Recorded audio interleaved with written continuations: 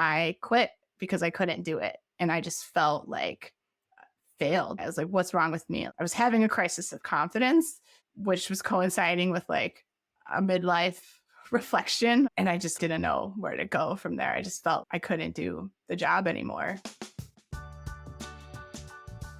That's Erika Warren. She's the co-founder and CEO of Inciteful Med, which is a personalized healthcare and clinical decision support tool, and previously was head of growth at change.org. She was the founding product member at Grubhub and Wisit, and she teaches the Reforge Growth Series, where I was a guest co-lecturer a few times in 2024. If you're new here, my name is Andrew, and this is a show where I get to have candid conversations about some of the toughest moments that almost derailed my guest careers. And in my conversation with Erika, she shared hers. She talked about the time where she was sat down by her bosses at Grubhub, and they told her they were totally changing her job, and she was so overwhelmed with emotion that she burst out crying. She talked about the time where she had to walk away from change.org when it was no longer serving her, even as the primary earner in her family. But my favorite part of the conversation with Erika is where she shared how she is able to navigate these challenging moments in her career and not let them impact her confidence, not become a weight that she has to carry around with her. Enough from me. Let's go ahead and jump in with Erika. I recently co-founded a health tech company. It's a medical literacy second opinion service for patients and providers. And I'm sure we'll talk about it more, but talk about just like figuring it out as you go. The irony is like my dad worked in healthcare his whole career. I spent all of my childhood and then some pretty much trying to ignore everything he talked about in his job because I was like, ew, boring healthcare, blah. And now I'm like, oh, hey, Dad, tell me the last 40 years of your life. Like, Right now I'm listening.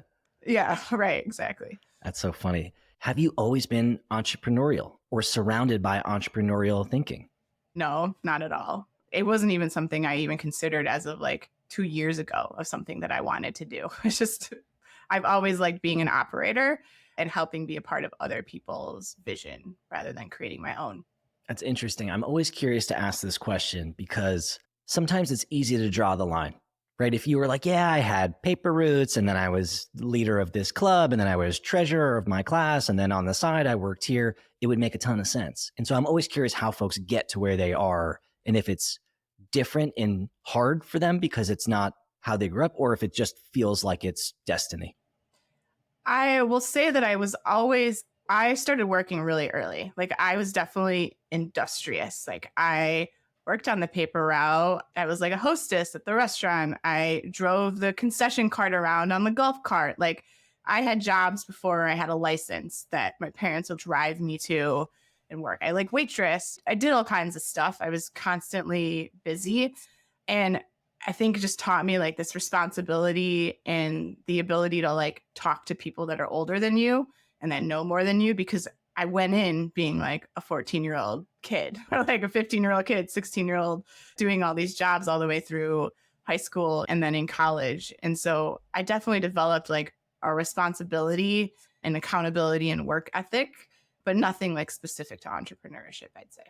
And so tell us the first few steps into the world of SaaS, marketing, product management, PLG. How do you go from being a server and serving drinks and food and snacks on the golf course to doing what you're doing today? Help us make the jump there. Yeah. So when I graduated from undergrad, I landed a marketing job for alcohol like spirits company. My dream job was to work for like Gatorade or Nike. Like I wanted to produce those commercials and be a huge sports fan. That is what I wanted to do. That's not where I ended up. And I haven't worked for any of those companies, but I did get a job close to brands. And my primary responsibility was to figure out how to measure their on-premise or like the marketing activities that happen in bars. So like the things that sit on the table and like the coasters and bars handing out free shots and stuff. Like how do you determine if those marketing initiatives are effective or like if they drive sales? And I just did a lot of the logistics of organizing them and buying the supplies and not actually being the one to put on those events, but the person like in corporate that was doing that.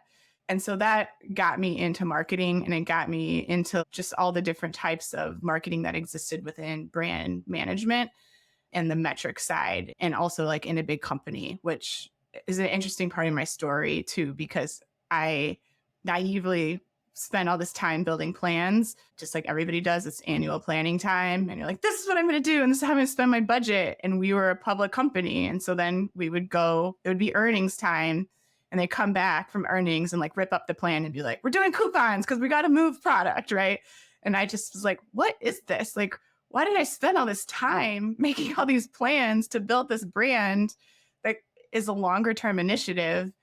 And all we're doing is like shortchanging stuff to sell. I mean, this was years into working at that company, but it just gave me a taste of like corporate. I didn't want to be responsible for the street, being so close to just responding to what the street told us to do. So that was my last corporate job, my first and only corporate job. I don't think I've ever had one. I don't know if I'm made for it. I don't know if I'm made for startup life anymore either, but they're both hard in different ways. What's interesting is even just in the first 5 minutes of this conversation, you've mentioned figuring it out in a few different ways, how that's kind of a core part of you and your journey and in your career.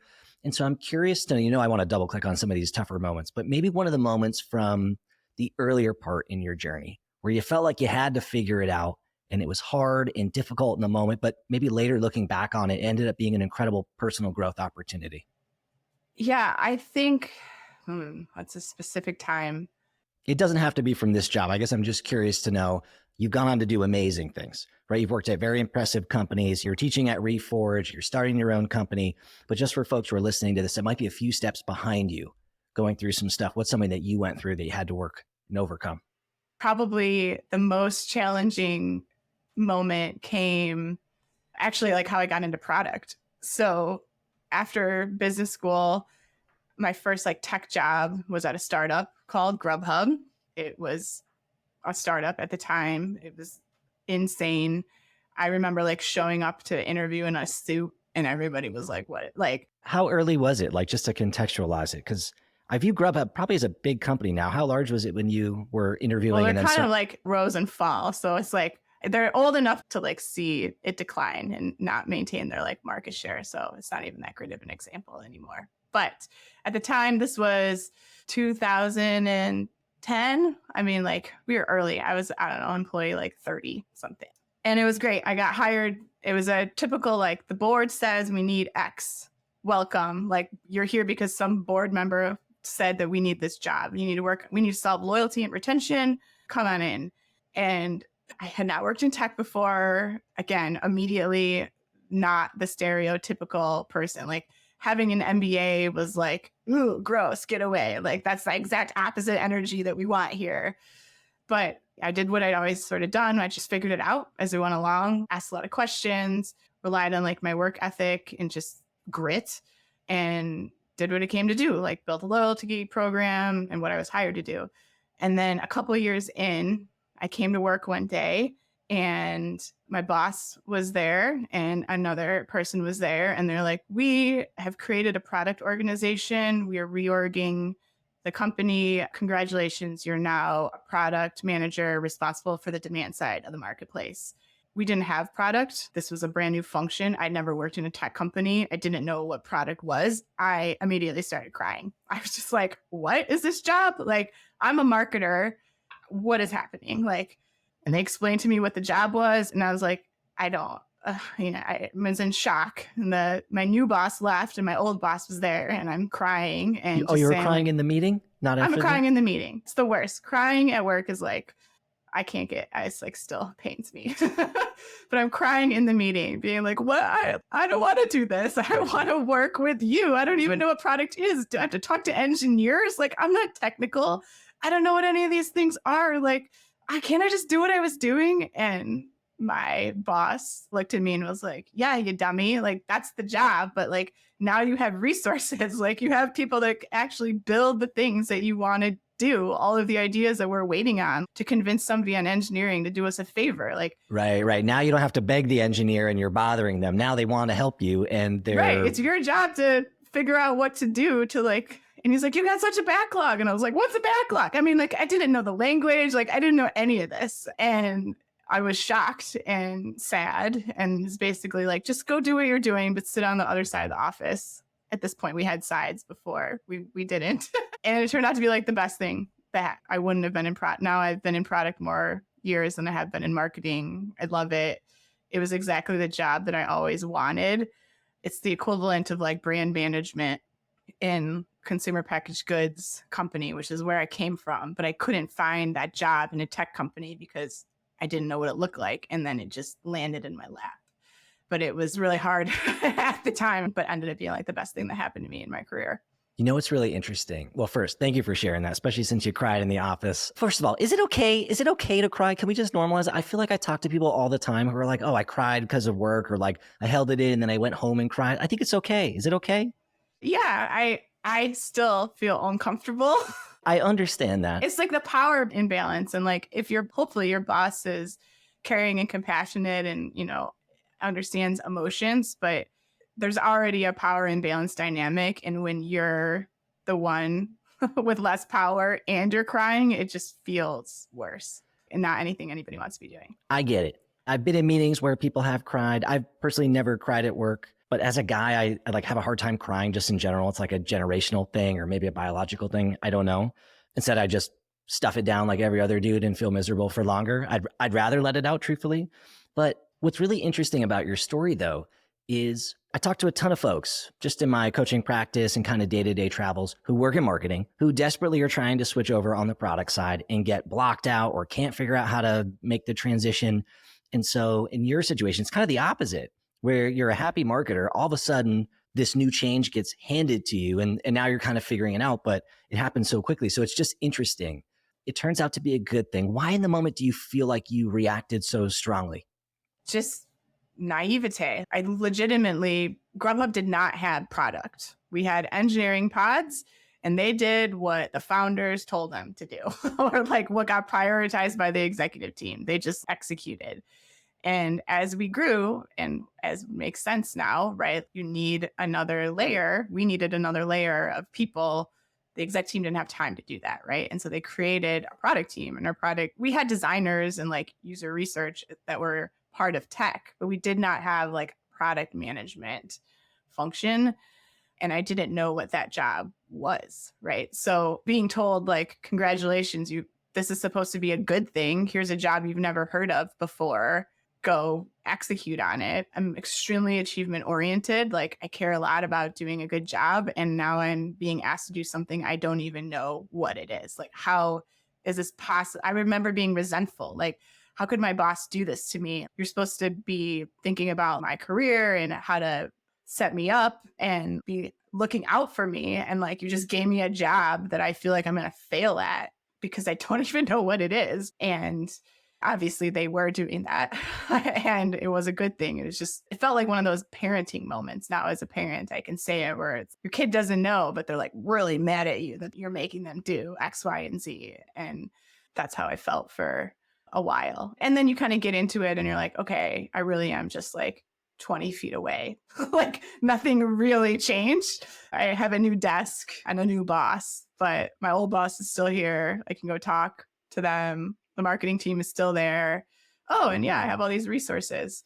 I do remember being like really intimidated on the engineering side, like I'm being non-technical. Like, how was I supposed to work with these folks and understand what they were going to ask me and all of that? And that's where some of the skills that I had previously sort of started to kick in, where I was just, like I would make jokes on purpose about how little I knew about things so that they would have to explain it. And I, would understand 50% of it and just pick up a little bit more. And I'm like, okay, the dumb marketer's here. Like what, just being really self-effacing to build sort of that rapport. And then they started to see the parts of the job that I was good at and like why somebody gave me that job and what I brought to the table. And we figured out how to work, like how to really just balance one another out. I was never a product person that like wrote requirements or tried to do the technical stuff. It wasn't my skill set.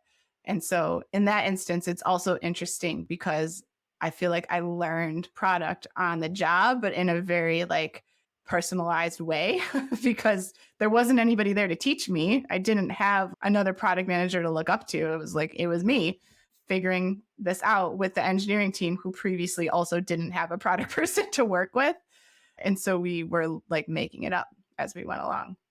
I would imagine that there's a lot of folks listening to this that have had a situation where, because of changes at the company, sometimes good and sometimes not so good, where their manager sits them down and says, hey, we're going to change your job. And now it's going to be something else. And regardless if it turns out to be a good thing, probably in the moment they aren't happy about it.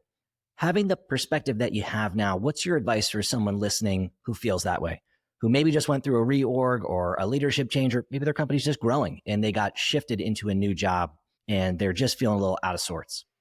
Yeah. So this happened again to me later in my career. It ended up being one of my lower points. But my advice is that you have to commit.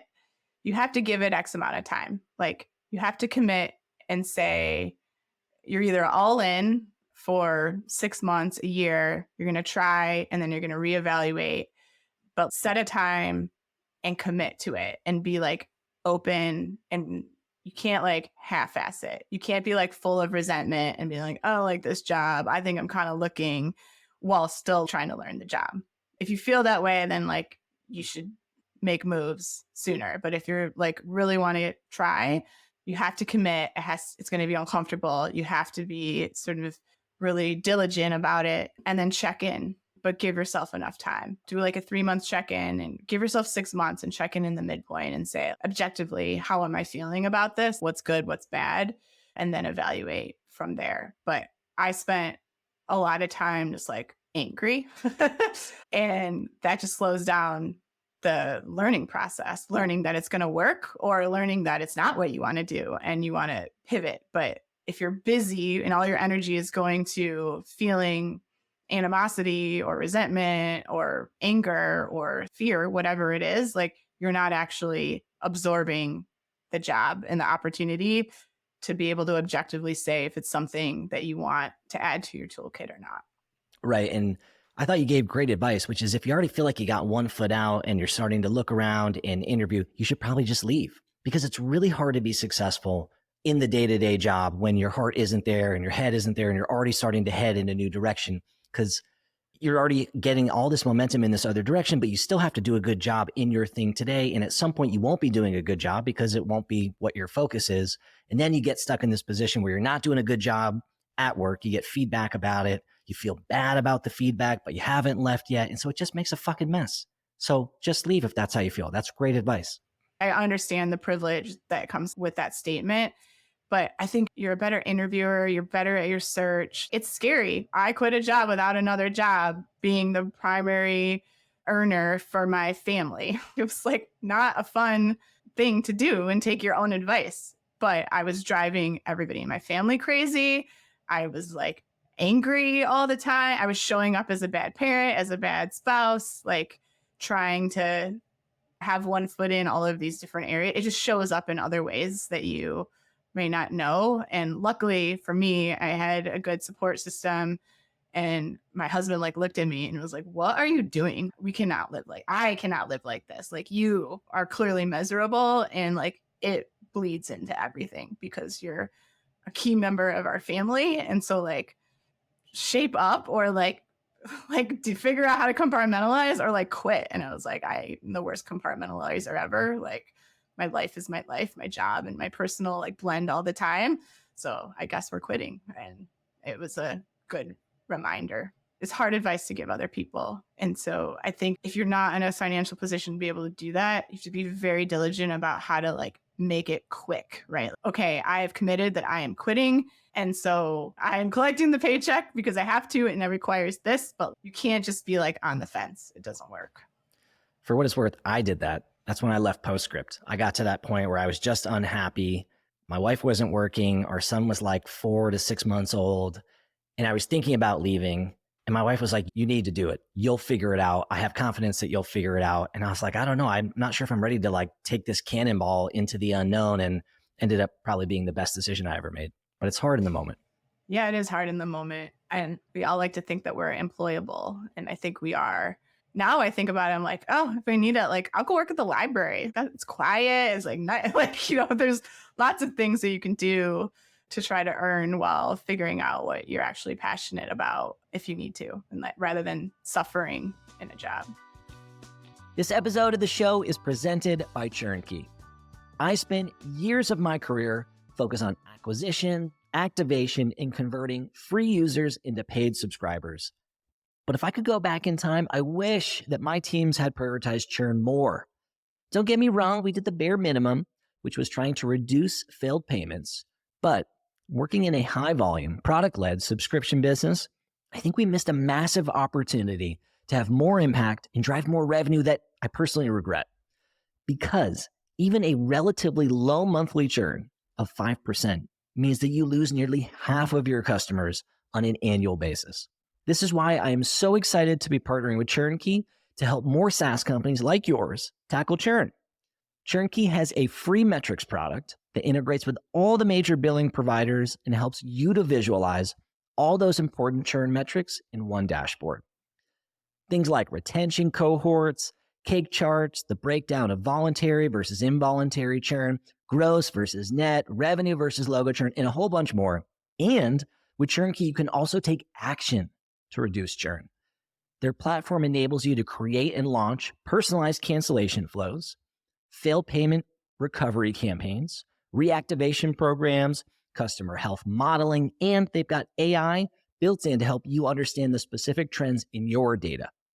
Their platform helps SaaS companies like yours save 20 to 40% of subscription revenue that would otherwise be lost to churn, and is pretty compelling. Their product is something I constantly recommend to my coaching and advising clients. You can see for yourself at churnkey.co. Going back a second, you talked a lot about how this moment caught you off guard. So you get sat down, there's a big change at Grubhub. I'm curious to know, you go on in your career to manage other people. And did this moment in the way that it changed your leadership style or change your management style for others? I think my management style has always tried to emulate actually that manager, which is just to be like as transparent and human as possible. Look, I don't know something's happening. I agree. People are acting weird. Like, are we going to have a reorg? I don't know. Like, or I can't say, but what can we do about it right now? Well, we can show up every day, doing what we do, doing our best. Change is constant. Just talking to people, recognizing their anxiety, how much anxiety is created at work by changes that feel like are incidental and many times, like especially around like orgs structure and like rifts and that type of stuff, where there's a business need, but you're also dealing with humans who have all these feelings and a lot of other stuff going on. And so just being cognizant of that and meeting them there and acknowledging that I can't say anything more, or like this, I don't know, maybe you are going to hate it, the job, Erika. In that case, if you hate it in 6 months, let's talk. Like that type of management and just sort of like mutual respect for the person, not the job, but the person in the job, is how I felt like I was managed in that role and what I try to emulate when I manage people or lead a company. So does this end up being the lowest point in your journey, or have there been harder moments than this that you're comfortable sharing? No, as I sort of alluded to, I think probably my lowest point came somewhat more recently, like in the last year-ish. Many jobs after Grubhub was working at change.org, had joined that company, was hired by the CEO. And they were sort of in a moment of like turnaround and like identity. Like they wanted to create a new type of culture. The business was like stagnant, not really growing. And they just had a lot of work to do. And we're trying to sort of create like an influx of startup, venture-backed like company, like energy, culture, rigor into a nonprofit. And so I was excited by the mission. I'm really into like democratizing information and using tech for that way. So it was like a perfect fit from that perspective. And so I joined, and it was hard. This is probably the hardest I've ever worked in my whole career, after working for many venture-backed startups, like having exits and like M&A activities. Like nothing paled in comparison to working at this nonprofit and trying to create the environment and the situation that we wanted and that we knew would help us be successful. And sorry to interrupt. What's hard in your definition? Like, are you talking long hours? Are you talking like the tide was just going against you in terms of creating the change, jerk people that you worked with? What does hard mean in your definition? It was really just feeling like creating the culture. Like I was like, there were 3 of us trying to change like a 200-person organization substantially, like writing the Titanic, right? It was not that dramatic, but like we're trying to steer a really big, entrenched cultural organization to work differently. And it was just like I had never had to do that before. Like I'd always joined cultures where like most of the company was already rowing in the same direction. And you might have a few people that aren't rowing as hard, or they're like, what about over here? And you can coalesce people when there's already a majority, but to create it was like something entirely different. So is there just a big pull to like the way we've always done it? Is that sort of how it felt in the moments? Yeah, exactly. There's just an entrenchment of resistance. Change is hard. It's hard. It doesn't matter what it is, going from one thing to the other. It's not in human nature to want to be open to changing. And many of the things that we were trying to change were some of the things that people really loved about their work. So like add that onto it. And, now people are like anchors. Like they're not even just stuck in inertia. They're like actively resistant. And so as somebody new coming in, I don't have any credibility. They don't know me. I might as well be like Darth Vader, right? It's just like this outsider who's trying to tell them that there's a cooler thing if we operate this way, like more success. So it takes time. And so I put, a year of effort into building the relationships and trying to create that change. And we were starting to see results, and like the business was doing better and the culture was changing, and momentum breeds momentum. Success breeds success. So like once you start getting the ball rolling, like it snowballs. It just takes a long time to get it going. And I felt like I had started that momentum and things were getting easier. And then we had a major leadership change. Like the entire C-suite left. The CEO who hired me left. My boss, who was the CPO, left. The COO left. We didn't have marketing, like a C-suite marketing. And the founder came back as interim CEO and just wanted to shake up, was on the board, didn't feel like we were moving fast enough and necessarily in the right direction. And so all of a sudden I was just like, what? I just put so much effort into this last year, and we're like basically back at square one. Like all of the people that we had this plan are gone. I don't know why I'm here left, but I am. And I again was like resentful of like, it felt like everything I had done and worked so hard for was gone, was just like, we're back to square one. And that made me like really angry and just undervalued. Like, so there was like a decision point, right? Which is, okay, like this person is here. We have new people on the leadership team. They want you to be a part of it. What do you do? Like, how do you move forward? And so I'm like, they're smart people, really committed, like real visionary, a lot to be able to learn from. It was just, I was now the person on the recipient of the change, right? Like I just spent a year trying to convince all these other people to change, and now it just like happened to me. It was like the rug was pulled. And so I committed to give it like a year, give it 6 months. And 3 months in, I realized I wasn't really committed. Like I was resentful still and trying to basically selling, like trying to convince everybody that the way that we were doing it before was still the right way. And that was sort of my reminder to myself that this isn't going to work. Like you have to be all in. And so then I committed, and I gave it another 6 months. And then after like fully committing, I just realized that it wasn't going to work for me. Like I wasn't enjoying what I was doing to the level that I wanted to. And I was questioning my abilities, and like, I just didn't feel good. And so I left. I quit without a job. As I mentioned, that was the time. And it was a low for me because I realized that it was the first time I had quit a job that I didn't achieve the outcome that I like came there to do.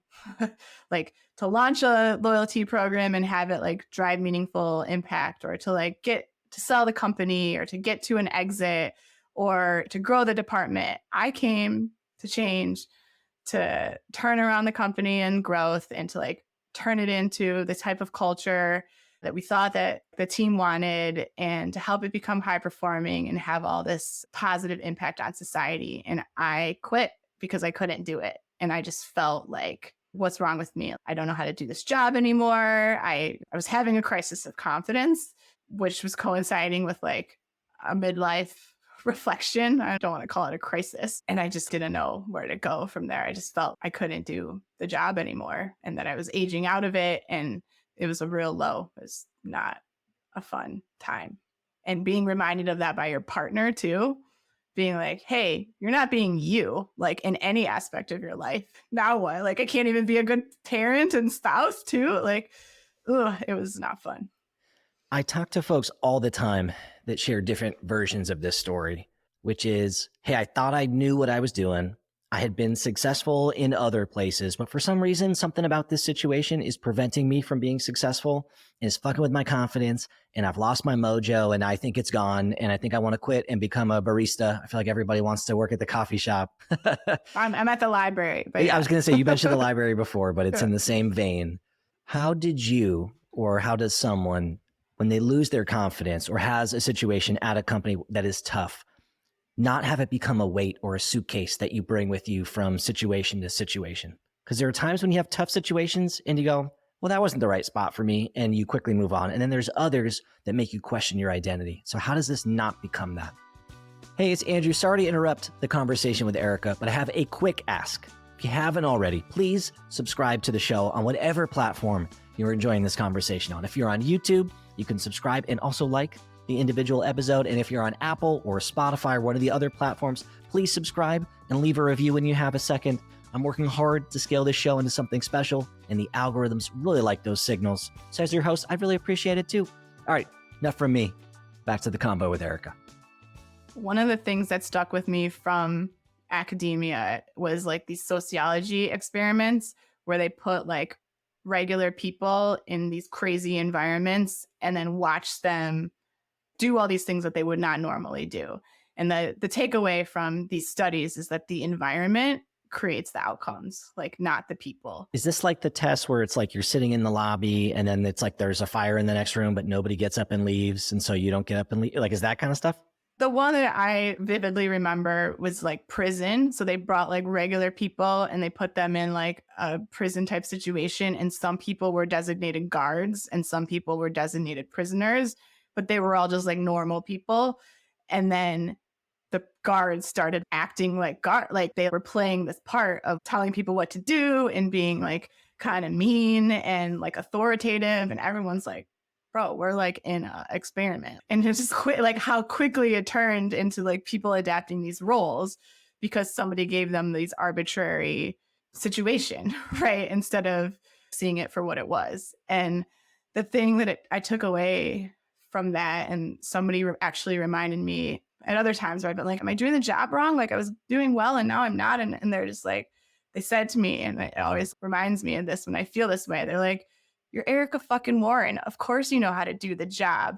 The situation around you changed. You didn't just wake up tomorrow and forget everything you knew. You're not having a case of amnesia. Like the things that got you here, you still know how to do. But the context is what creates success, not any individual. And so if you're feeling like you're not performing anymore, it's like it's likely the situation changed. And that's exactly what happened to me at Change. Was like the whole team changed, the whole situation changed. Like it wasn't a good fit. It wasn't anything to do with my skill set or their strategy. It's just we were no longer compatible in a way that was going to be productive for both of us. And so I just remember that all the time now, is that humans like to take on too much credit for what their abilities are, and that like, oh, that one person is why we were successful. Well, that one person might have created the context and the situation around you that led you to be successful, but like it's not their individual skill.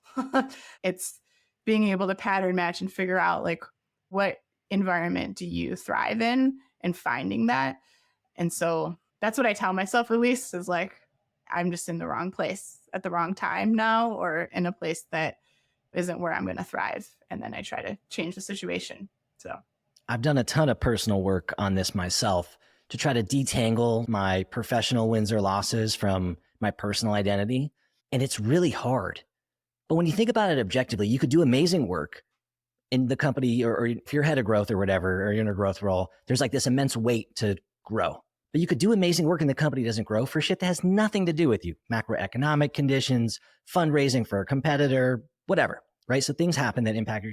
Then on the flip side, especially a couple of years ago, you could do almost nothing. You could do horrible work and the company succeeds in spite of that.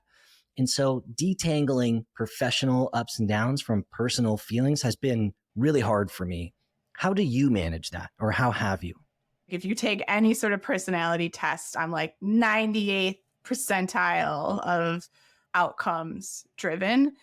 And as a result, it makes me like tie a lot of my identity and self-worth to my job, because it's really hard to be achievement oriented in your personal life unless you're like an athlete or have some insane hobby. But like my family doesn't want to be achieving things all the time. And they're like, they want to relax, they want to rest. And I'm like, let's climb a mountain this weekend. And they're like, do we have to? You know, like it's so it's really hard, I think, for achievement oriented, like motivated people to detangle that part. Their job just fulfills that for them. And so it's hard to separate those things. The only way I sort of have become more successful is one, just like recognizing it and naming it so that you're at least aware that it's happening to you. And like when you're feeling triggered, you can sort of tune into it, being like, oh yeah, that's just me being frustrated that we're not achieving what we need to. And then you can have a little bit more objectivity to pull back and say, well, why is it?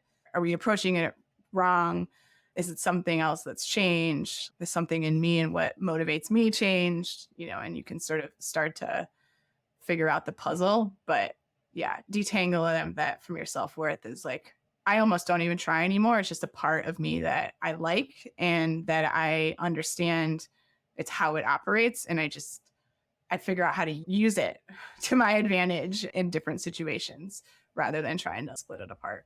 And ironically, you go on to start your own company, right? So like literally putting yourself in a position where it's hard to succeed and it's hard to win, or if you do succeed and you do win, it takes a while. And so it's interesting how that kind of becomes part of your journey too.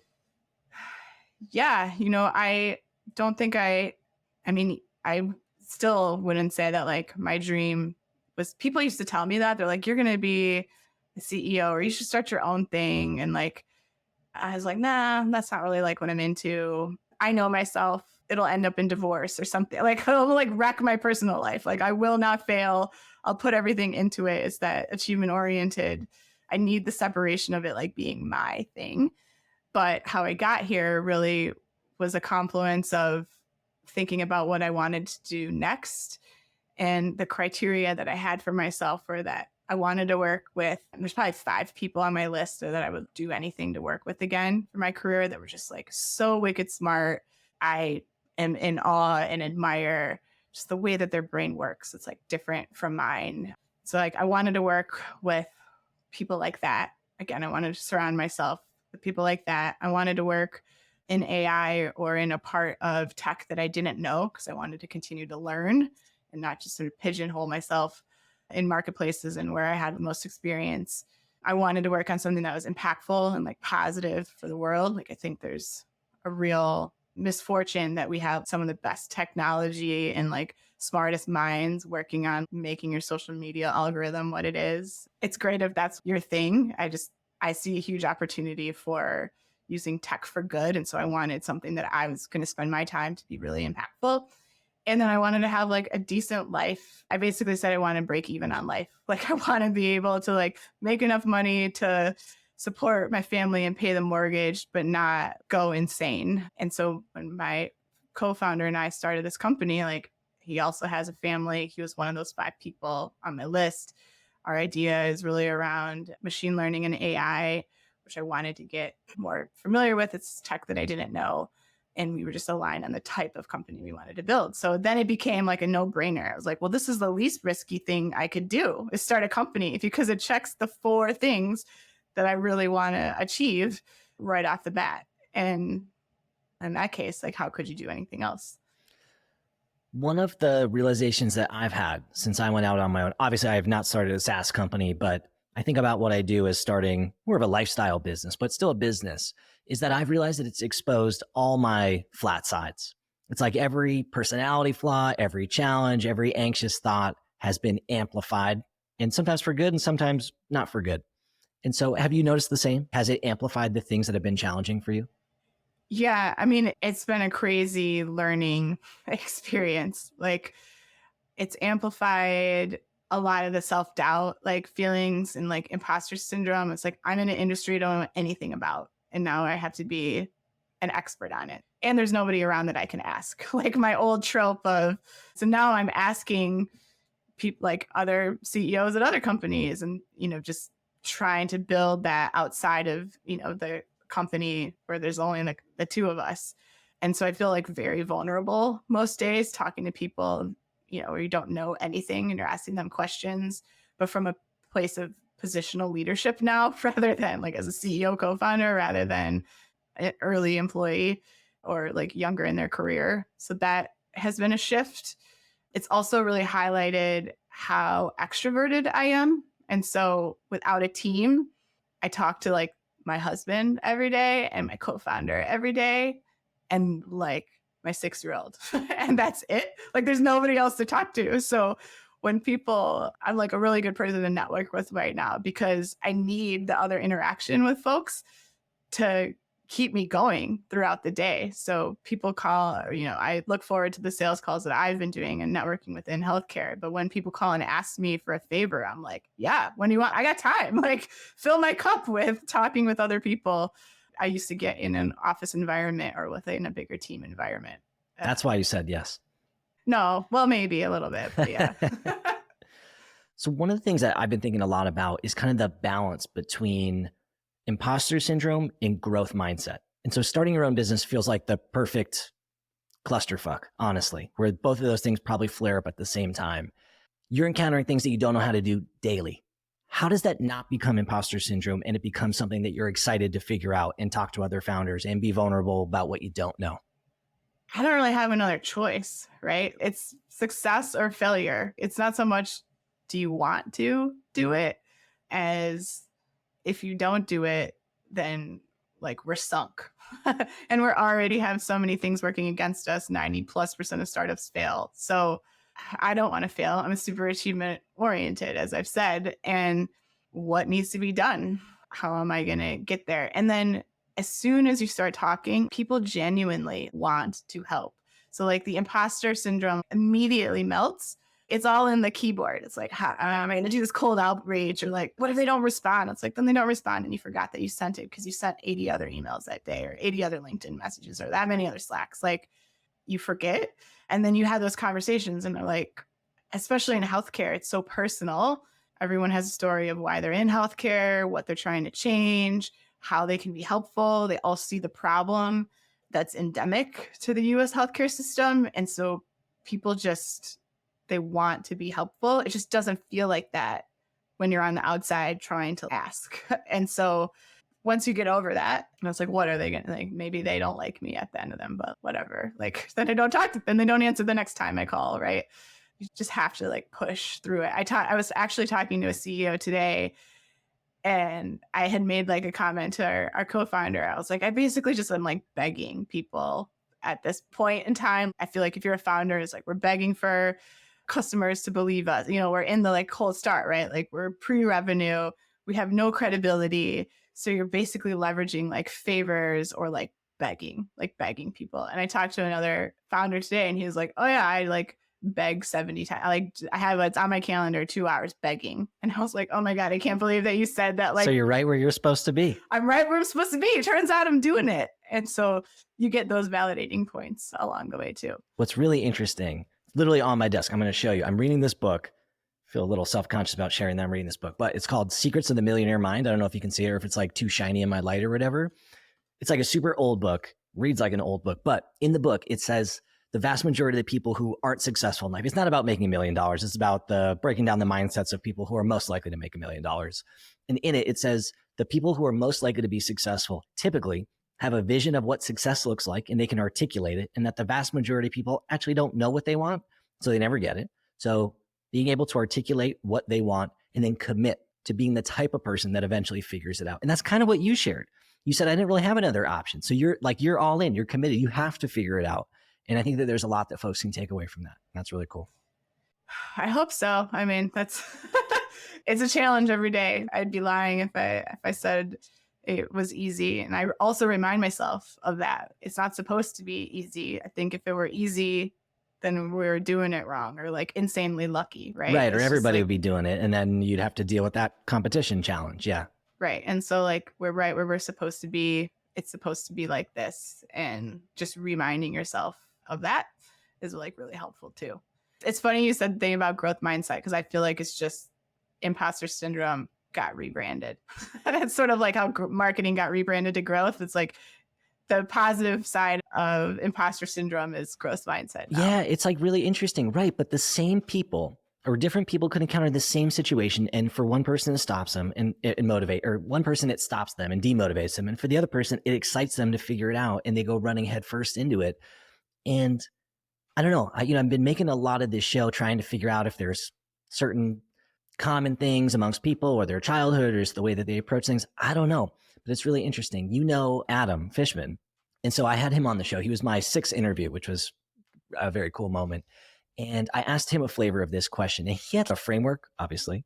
And he said it was something, he was like, if I have more than 30% of my job that I don't know what I'm doing, to me, it feels like imposter syndrome. It throws me off. If it's less than 30%, then I know I can figure it out. And there's not too many things that I haven't been able to figure out. And eventually I'll get to it.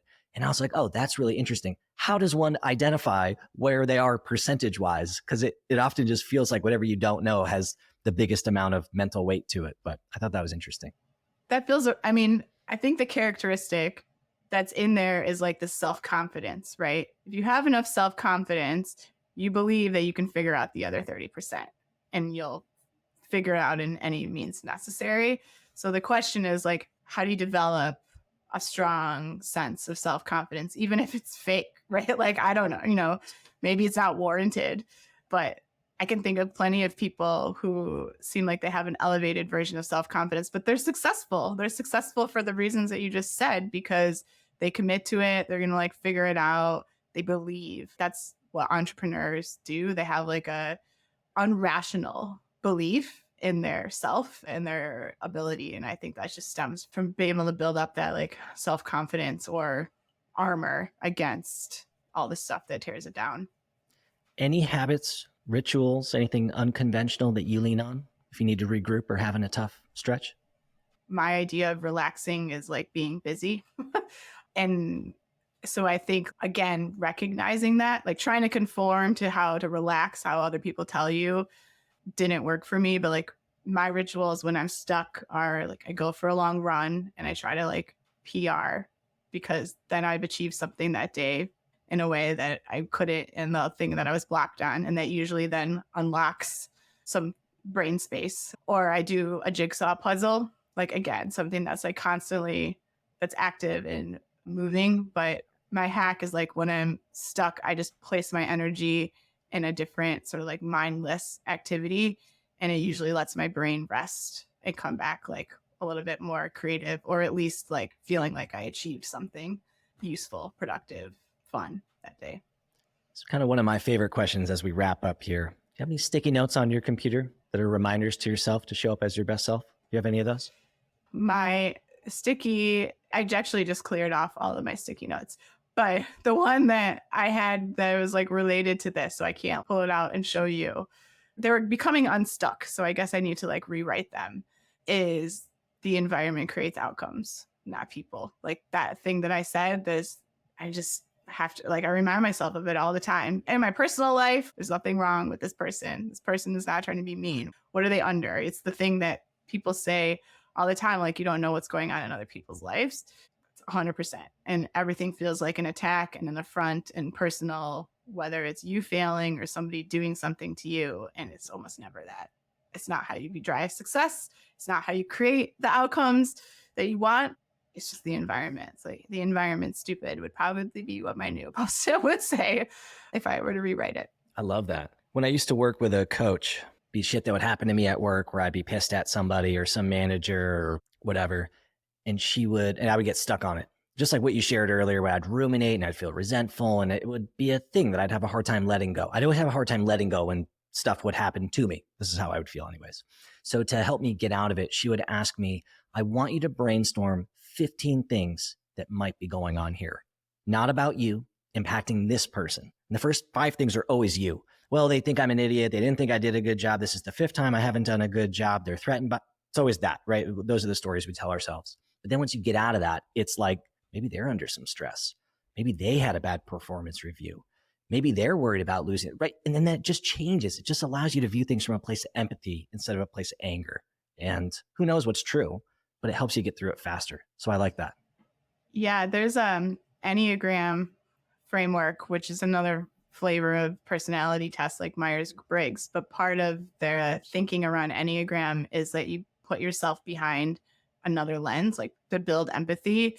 You're like, I'm an 8, I'm a commander. What would a creative do in this situation? And it's so much easier to be like, oh, a creative would do, and then you're like, okay, well, you just came up with 10 other ways that people would react to this situation. Could it be that one of those things is what's at play here? Not your view of the world. It's like putting on a different lens to the experience. It's like the movie Rashomon, which is a super old movie, which it tells this story from 6 different perspectives of people that were there. And I think about that all the time too, sort of what the situation is just like, or the elephant example, right? There's a bunch of blind people and they're all feeling a different part of an elephant and they're describing like, this is a trunk or like, this is a tree and like all these different things, but nobody has the full picture. Yeah, that empathy is like super powerful. What haven't you had a chance to share that you want folks to take away from your story or any of the speed bumps? I think just try. Nobody knows how to do any of these jobs. Nobody knows how to be an entrepreneur. Nobody knows how to do the next great thing in the new emerging technology. Like we're all learning as we go. And just recognizing that removes a lot of the imposter syndrome. Like, how can you be an imposter when nobody knows what they're doing or they're all figuring out at least 30% of it, Adam said from his framework. So just do it anyways. What else are you going to do? And I think there's a real piece of trying to find the thing that you're excited about actually working on, like how to turn, even if it's not the most lucrative thing, it's so much easier to do hard things and like continue when you feel imposter syndrome or when things are just remarkably difficult. It's so much easier when you actually want to. Then it becomes like, well, what other choice do I have? If you don't feel like that connection to what you're working on or how you're spending your time, then that's just infinitely harder. So even if that's not your career, if you decided that something else is that for you and that's where you get your passion and energy from, then like, awesome. Take the same approach to that. It might not be everyone's job. Thank you for coming on and sharing your story and being vulnerable about some of the things along the way. For folks who want to connect and learn more about you, where should they go? LinkedIn's probably the best place to reach me if you work in healthcare or are interested in healthcare or impact-based companies. It's like where I spend a lot of my advising and just a lot of my energy. So I'm happy to network, and if I can be helpful in like a product or marketing or growth career trajectory too, feel free to reach out.